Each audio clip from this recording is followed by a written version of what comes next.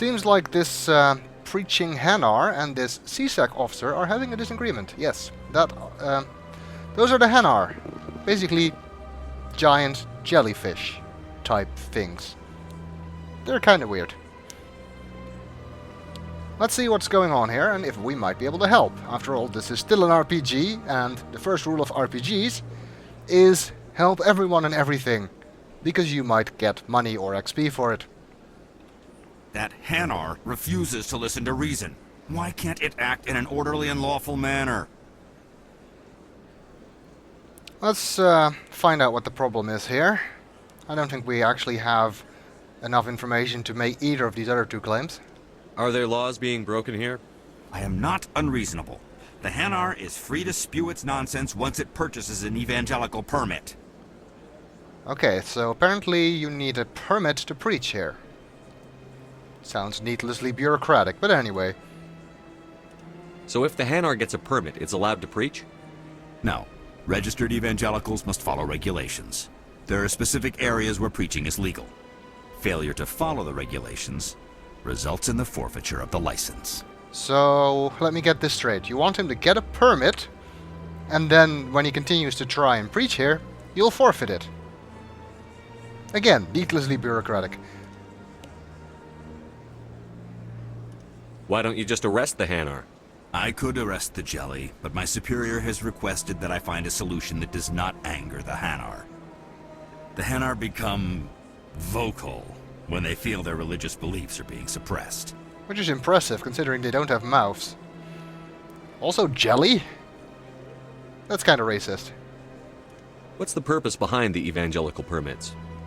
Forcing religious evangelicals to register for a permit weeds out undesirables. It keeps the area safe. The Citadel is too important to become a battleground for a religious war. Well, I guess we'd better find out what the Hanar side of the argument is. If you'd like, I could talk to the Hanar for you. I have argued with the stubborn jelly all afternoon. You are certainly welcome to try. Got a new assignment. Citadel, Presidium Prophet. And the next thing we need to do is speak with the Hanar, obviously. Do you desire to learn of the Enkindlers? Or has the Honorable CSEC officer enlisted assistance? Let's find out what the issue is, according to him. What's going on here? The CSEC officer requests that this one purchase an evangelical permit to spread the truth of the Enkindlers. If that's all the CSEC officer wants, why not just buy the permit? The truth of the Enkindlers is universal. This one humbly believes that the truth should not be suppressed. Exacting payment as a means of imposing limits upon the truth is an abrogation of this one's religious freedom. Perhaps, but truth is subjective, especially when it comes to religion. So you're breaking the law by preaching without a permit right now? The CSEC officer states that preaching in this place is forbidden, and preaching anywhere on the Citadel requires a permit. This one humbly submits that it is not preaching to state the truth of the Enkindlers, and thus no permit should be necessary. As I said, truth is subjective. Also, what's up with his speaking pattern? Why is he referring to himself in third person? Is he a James Bond villain? Who are the Enkindlers? Your people know them as the Protheans. They are the true creators of this one's people. The Enkindlers raised the Hanar from ignorance into consciousness by granting this one's people the gift of speech. Interesting. I wonder if that's true. And if so, did they do the same thing to other species? Remember that the Protheans, for some reason, were on Mars 50,000 years ago. Anyway, I don't know. Whatever's going on here, we need to deal with it peacefully. Maybe we can convince him that there is a better option than standing here causing trouble. Is this really how you want to represent the Enkindlers?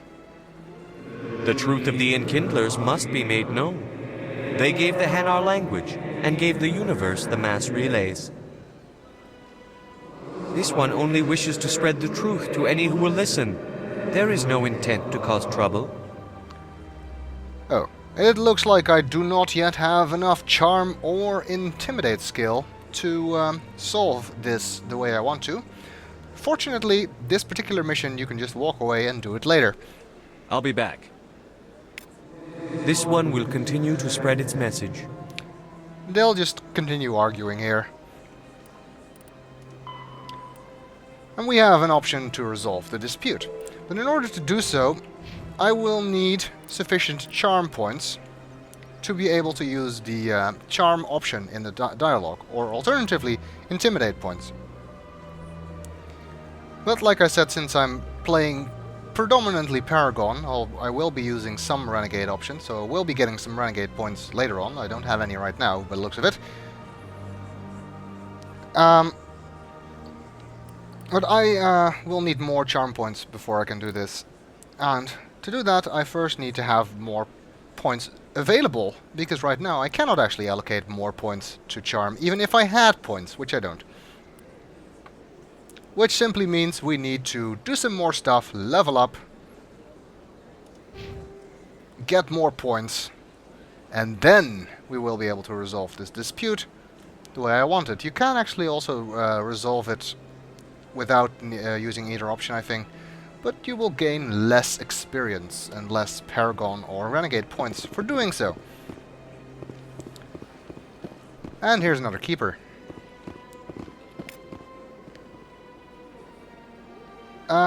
Let's see, we needed to go to the wards.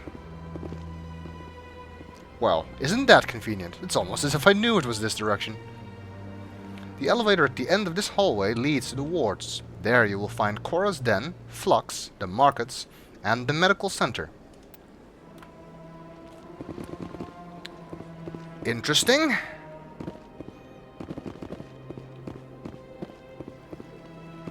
And of course it involves taking another elevator. In fact, I think it involves taking 2 elevators.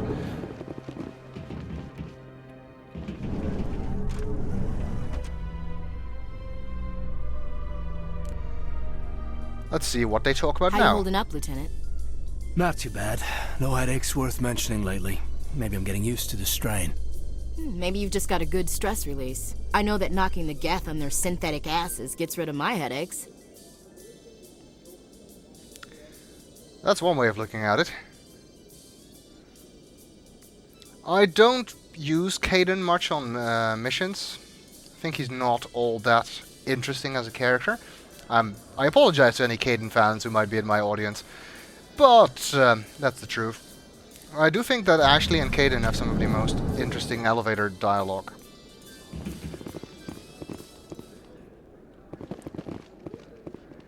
Obviously, what I just said implies that there will be other squad mates we will be able to use later. I think we'll find him down here. He always stops in for a few games of Quasar before he makes his drop. Fist is gonna be pissed if we take down his supplier. That's the point. We want him angry. Angry people make mistakes. There's just something about Fist that makes me nervous. Good. He's a dangerous man. Now keep your eyes peeled for our mark. Couple of guards here talking about someone who they're planning to ambush. Supplier of someone named Fist. No idea what that's about, though. I don't think there's anything else here. Just some people standing around. This is actually not yet the wards. This is the wards access corridor.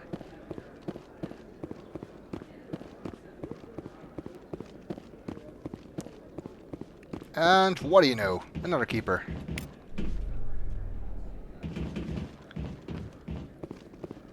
And here is another elevator for us to take. And that will take us to the wards. Which is another nice location. Like I said, I like the entire Citadel. In light of the recent attack on Eden Prime, many colonial investors are pulling their support for future projects. Proponents of expanded human colonization insist that Eden Prime was an isolated case. Nevertheless, colonist enrollment has dropped sharply. Many colonial proposals are on hold until backers have some reassurance that human colonies will be adequately protected. That's a bit of a knee-jerk reaction. There's not really any hard evidence that any other colonies might be at risk, especially because the purpose of this colony was not, this attack was not just to attack the colony, but to get the beacon, which was kind of unique to Eden Prime. Then again, it is kind of understandable that people would have that kind of response. And that was, I think, the first news report we've heard. Besides conversations between squad mates, you also get those in elevators. And that's a nice way to find out what's going on in the galaxy. There we are, the wards. There's CSEC Academy on that side. Also the Med Clinic. And Chorus Den and the Markets is on that side, so that's where we want to go. But first let's check out this view. It looks kind of nice.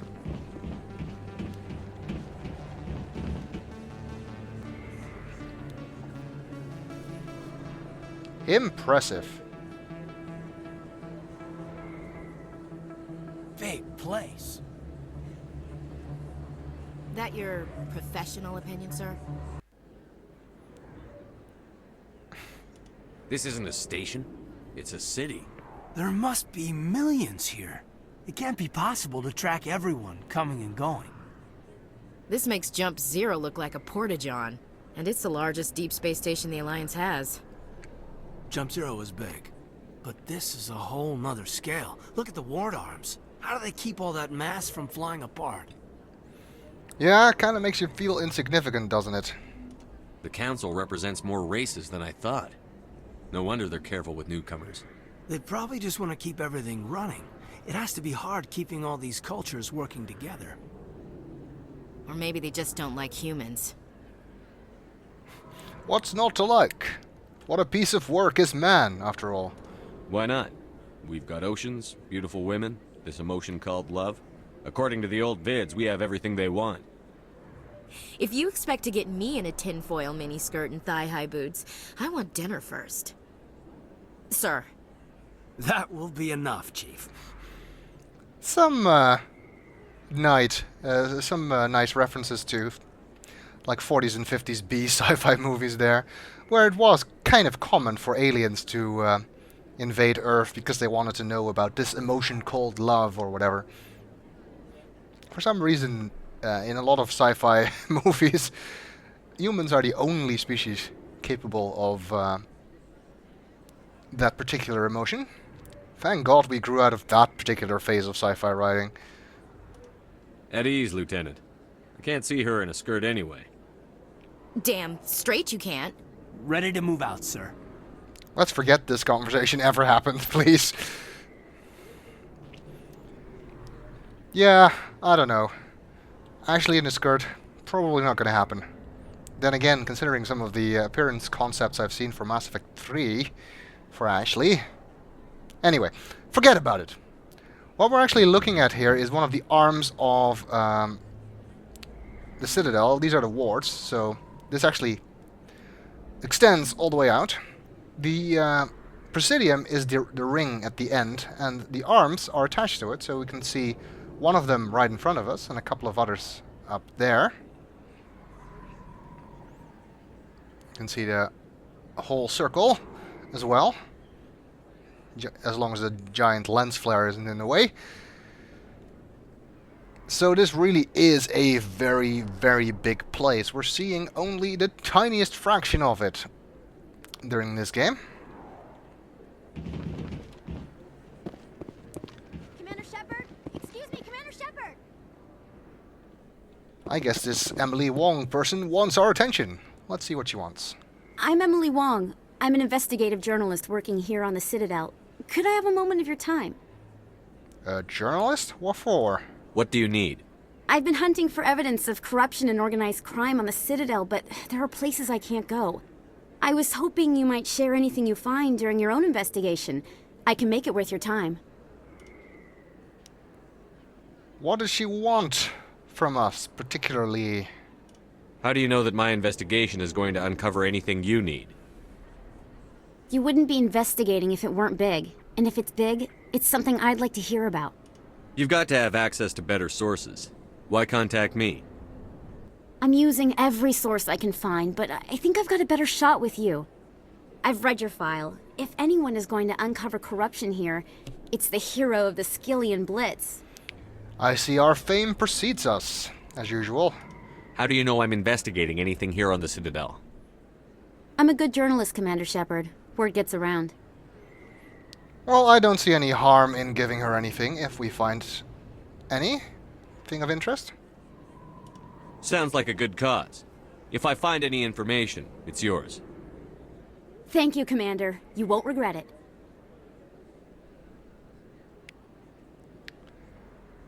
And, she's gone for some reason. And we've got a new assignment. Citadel Reporter's Request. And of course, first we have to find anything of interest before we can give it to her. So let's keep an eye out.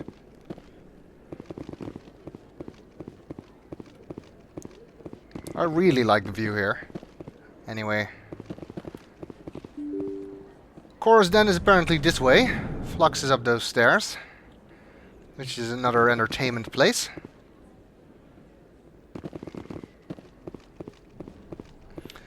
And the way to Cora's Den leads through the markets.